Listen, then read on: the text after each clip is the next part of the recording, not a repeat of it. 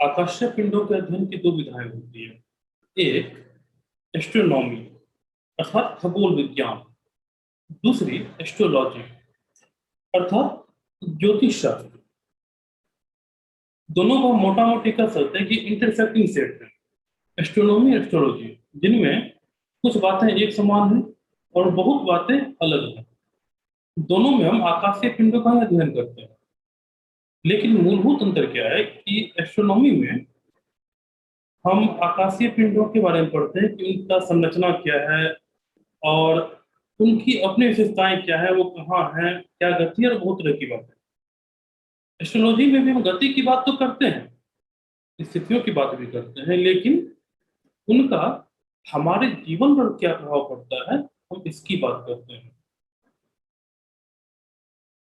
Astrology में सूर्य एक ग्रह है, जबकि एस्ट्रोनॉमी में सूर्य एक तारा है।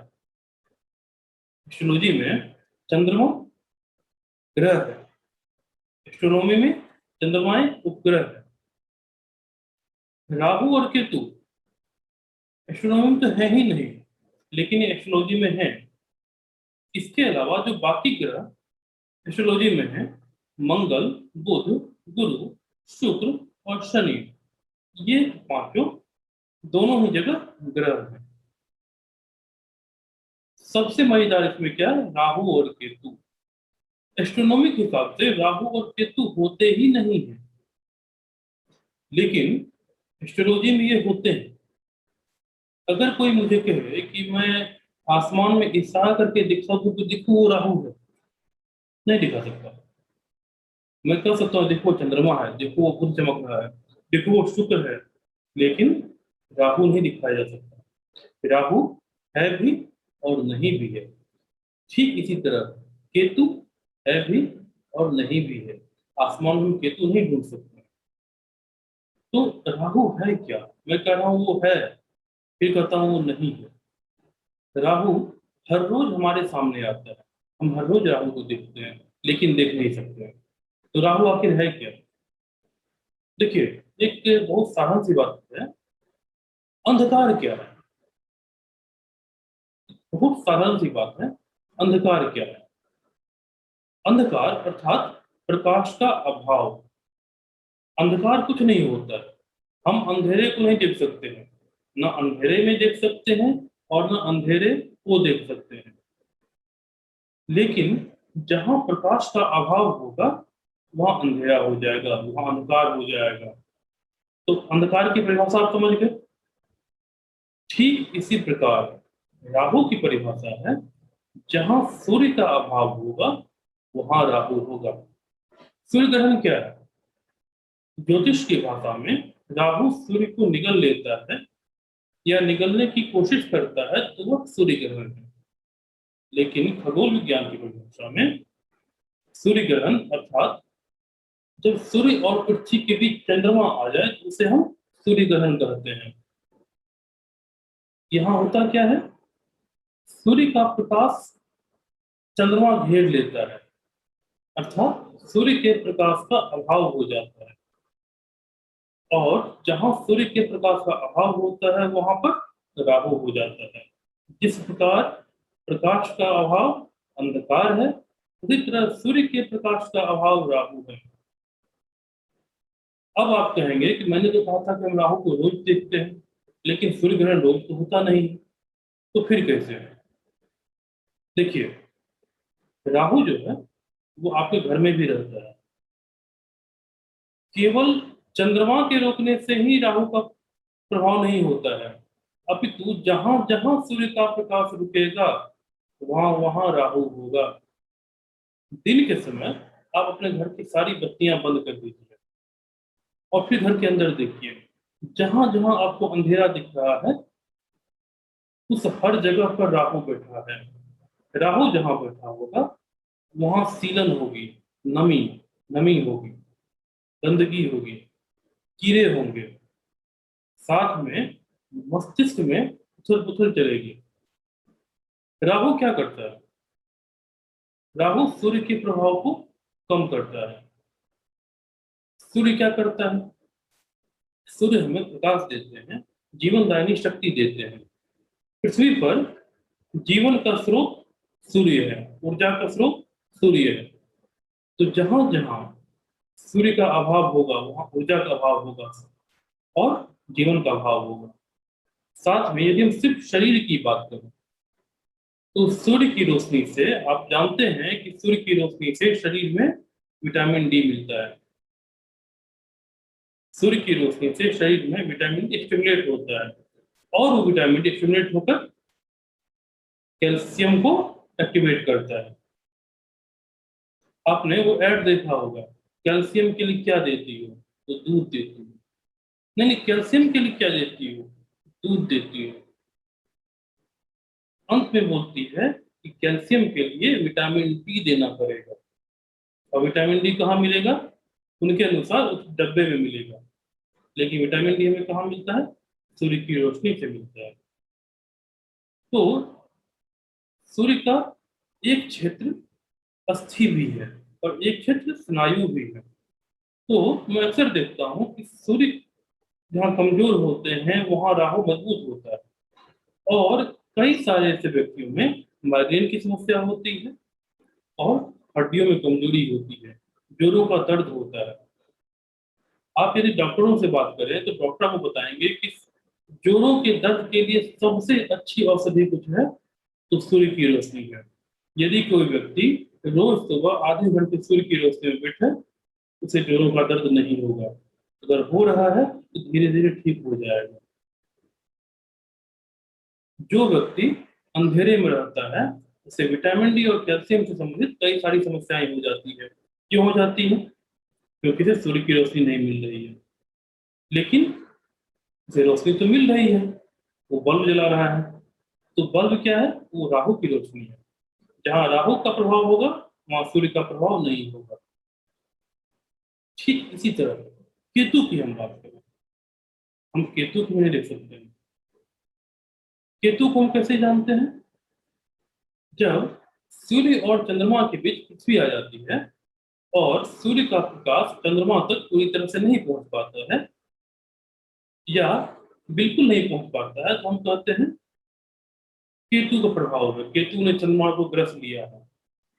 लेकिन ऐसा नहीं है, जब चंद्रमा के प्रकाश का अभाव होगा वहां केतु होगा। पूर्णिमा की रात में अगर चंद्रमा ना दिखे तो चंद्रमा का अभाव, चंद्रमा की रोशनी का अभाव हो गया, चांदनी का अभाव हो गया। और चांदनी का अभाव यानी केतु का प्रभाव। ठीक उसी तरह जैसे रोशनी का अभाव अंधेरा, सूर्य की रोशनी का अभाव राहु, चांदनी का अभाव केतु। चंद्रमा मन के देवता है। आपका मन यदि कमजोर है तो इसके प्रभाव में तो ये चंद्रमा के प्रभाव से होगा। मन विचलित होता है, डिप्रेशन में जाते हैं तो ये सब चंद्रमा की वजह से होता है। आंख, ये भी चंद्रमा की से थोड़ा सा आता है। कई सारे डॉक्टर सजेस्ट करते हैं कि यदि आंख खराब हो तो रात में चंद्रमा को देखिए। जिन लोगों को डिप्रेशन होता है वो चांदनी में अगर लगातार टहलते हैं तो डिप्रेशन खत्म होता है। यहाँ तक कि पागलपन भी कई सारे लोग चांदनी से ठीक करते हैं। क्यों, क्योंकि चंद्रमा मन के देवता है। जो मन की व्याधियां होंगी उसे चंद्रमा ठीक करेंगे और जहां चंद्रमा की रोशनी नहीं पहुंचेगी वहां पर मनोरोग होंगे, लोग डिप्रेशन में जाएंगे या उन्मादी हो जाएंगे। कई सारे लोगों को आपने देखा होगा जो कहते हैं कि भाई मैं अमावस्या के आसपास डिप्रेशन में चला जाता हूँ। तो कुछ लोग ये कहते हैं कि मैं पूर्णिमा के पास बेचैन हो जाता हूँ। चंद्रमा का तत्व तो जल है। आप ज्वार भाटा के बारे में जानते हैं। जब ज्वार आता है तो समुद्र के पानी को अपनी तरफ खींचता है। चंद्रमा जैसे समुद्र के ऊपर आते हैं, जहां जहां समुद्र के ऊपर चंद्रमा होंगे वो पानी को खींचेंगे। तो केवल पानी को ही नहीं खींचते हैं, वो हमारे शरीर के जल को भी खींचते हैं। तो जिनका जल तत्व कमजोर होता है पूर्णिमा के आसपास चंद्रमा जब खिंचाव पैदा करता है वो बेचैन होने लगते हैं। और दूसरी तरफ जिनके शरीर में जल का अभाव होता है, देखिए जल अगर ज्यादा होगा तो बेचैनी होगी, जल यदि कम होगा तो अमावस्या के आसपास वो डिप्रेशन में चले जाएंगे, क्योंकि वहां जल नीचे चला गया, जल खिंचाव ऊपर नहीं आ रहा है। अब बात आ गई कि ये आपने समझ लिया कि कैसे आपके पास राहु केतु होते हैं। आपके घर में राहु भी हो सकते हैं, केतु भी हो सकते हैं, इनसे निपटे कैसे? सबसे पहली बात ध्यान रखनी है, कभी भी अंधेरे कमरे में ना रहें। अंधेरा हटाने का मतलब ये नहीं कि बल्ब जला दिए, वो फिर राहु की रोशनी है। घर के अंदर प्राकृतिक रोशनी हो, सूर्य की रोशनी घर के अंदर पहुंचनी चाहिए। हर कोने में सूर्य की रोशनी जगमग करनी चाहिए। सीधी किरण जरूरी नहीं है, एक होता है इजोत, एक होता है इजोत। इजोत होता है जो सीधी रोशनी पड़ती है, इजोत होता है जो छिटक कर जाती है, परावर्तन होता है। तो जो परावर्तित किरणें होती है वो भी घर को जगमग रखते हैं। यानी घर का जो आप पेंटिंग कराएं, घर में जो रंग कराएं, वो ऐसा रखें जो रोशनी को छिटकाए। इसलिए घर में लोग पहले चूना करवाते थे कि खिड़की से रोशनी दीवार पर गिरी और दीवार से वो छिटक कर पूरे घर में फैल गई। अब क्या होता है कि लोग जो है डार्क पेंट कराते हैं, तो जितना रोशनी आए सब सिमट गया, वो घर में फैल नहीं पाया। तो सिंपल सा काम करना है आपको, घर में ऐसा इंतजाम करें जहाँ की रोशनी घर में फैले।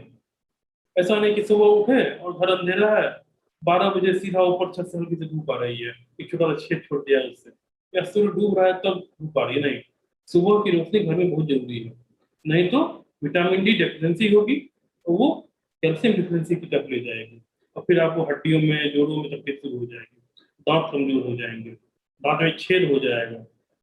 तो हमेशा ध्यान रखें कि राहु से बचने के लिए सबसे बड़ा उपाय घर में सूर्य की रोशनी वो करना है।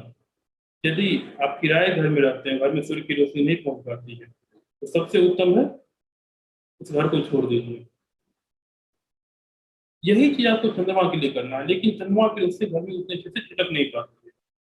तो चंद्रमा जो उच्च है, अर्थात शुक्ल पक्ष की षष्ठी तिथि से लेकर कृष्ण पक्ष की षष्ठी तक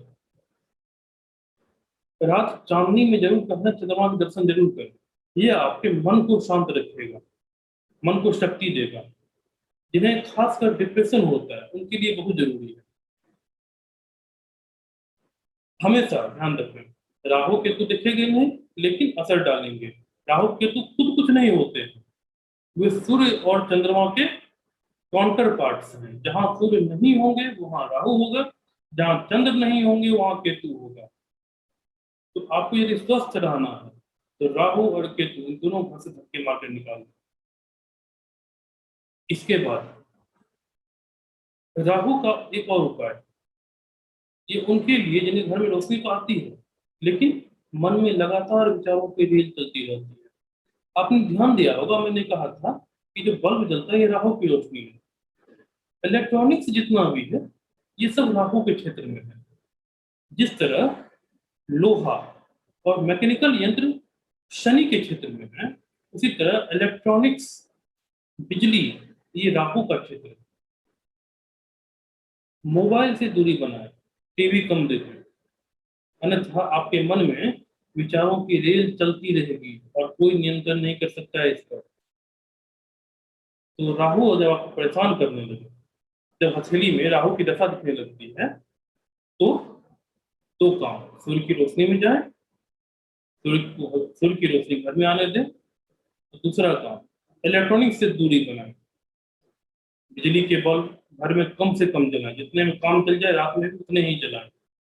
दिन में कोशिश करें कि ना ही जलें। टीवी, मोबाइल, इन सबसे दूरी बना लें। और किताबें ज्यादा से ज्यादा पढ़ें, जो लिखे हुए अक्षर है पन्नों पर, वो ज्यादा से ज्यादा पढ़ें। यदि आपके मन में परेशानी चल रही है, उन परेशानियों को कागज पर लिख डालें। अगर आप लिख कर दिखा नहीं सकते किसी को, तो अपने डायरी, गुप्त डायरी रखें, उसमें लिखें और बक्से में बंद कर दें, लेकिन लिखें। राहु से बचने के लिए आपको ये करना होगा। ये आपको ज्यादा सोचने की जो प्रवृत्ति है उससे मुक्त करेगा।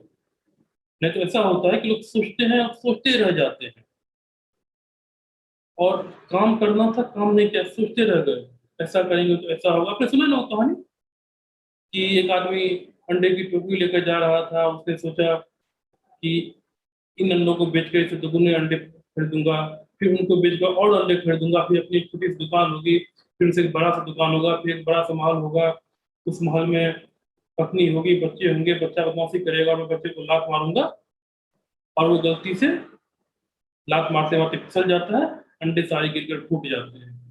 ये राहु का प्रकोप है जो आपको सोचने में मजबूर कर देता है, सिर्फ सोचते रह जाते हैं, कर कुछ नहीं पाते हैं। तो सोचने से मुक्ति पाइए, उसे लिख कर निकाल दीजिए।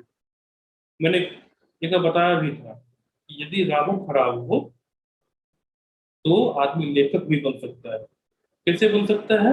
मन में जितना फ्रस्ट्रेशन चल रहा है, जो बातें चल रही है, उसे लिखते जाए, लिखते जाए, लिखते जाए, और किताब के रूप में छपवा दिया, बन गया लेखक। केतु से बचने के लिए चंद्रमा के संपर्क में जाए,